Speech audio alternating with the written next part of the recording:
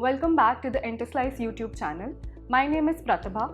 This video is in continuation of a previous video on how to become a certified GST practitioner in India. In our previous video, we discussed who is a GST practitioner and what are the general essential requirements and educational qualifications required to be eligible to become a GST practitioner. In case you missed that video, we have linked it down in our description box so that you can have a look. Coming back to today's video, today we will discuss a step-by-step guide to register as a GST practitioner. Once you have ensured that you fulfill the eligibility criteria, you can proceed further to register as a GST practitioner. Any person applying to register as a GST practitioner can fill out an application on the GST Common portal.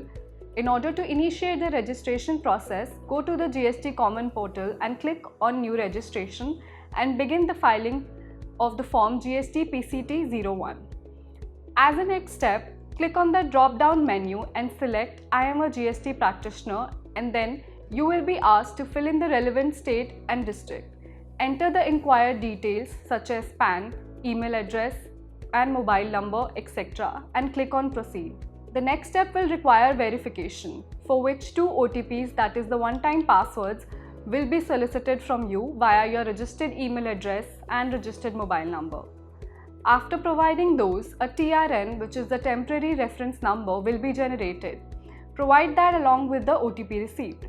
Now, in order to fill Part B of the Form GST PCT 01, choose the educational qualifications as applicable in your case and provide the necessary details and upload the requisite documents as asked.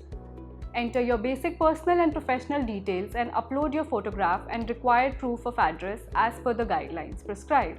In the end, you are simply required to accept the declaration, which you must read carefully and submit the application accordingly. If the application has been submitted successfully, you will receive an acknowledgement message within a few days on your registered email ID. Upon completion of this application filing process, an application reference number, that is ARN, will be generated, using which you can keep a track of your application. After due scrutiny of your application, GST Practitioner Certificate will be issued to you in the form of GST PCT 02. Once your application is approved and the registration is granted, then you are further required to pass all those examinations which are conducted on the recommendation of the Council. So let's move on to the GSTP exam. GSTP exam. Post your registration, you are required to appear and pass the GSTP exam, and this must be taken within 2 years of the registration, which means if you do not pass the exam within the time prescribed, then you will not be eligible.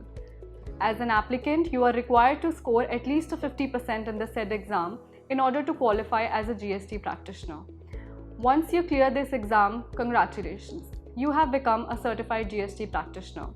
Now you're eligible to perform all GST related tasks assigned by your client. However, for that you will need to be authorized by your client. Now, how to authorize a GST practitioner? The taxpayer will be required to fill the form GST PCT 05 in order to authorize a GST practitioner to undertake the actions on his behalf. The GST practitioner can only undertake and perform those actions for which he has been authorized. He is not permitted to perform anything beyond the scope of this authorization. This form GST PCT 05 comprises of 2 parts. In Part A, you are required to stipulate the authorization details, and Part B requires the GST practitioner to accept or give his acceptance for such authorization. As a GST practitioner, you are required to conduct all your business with proper care and due diligence. If any misconduct is found on your part, then your registration may be cancelled and a show cause notice may be issued under Form GST PCT 03. So that's all about becoming a certified GST practitioner and getting authorized. As we discussed earlier, in a world where laws are being constantly amended, to keep up with the time, having an additional qualification or certification is always going to be an additional advantage. That's it for this video. Stay tuned to this channel for more informative content. Thank you.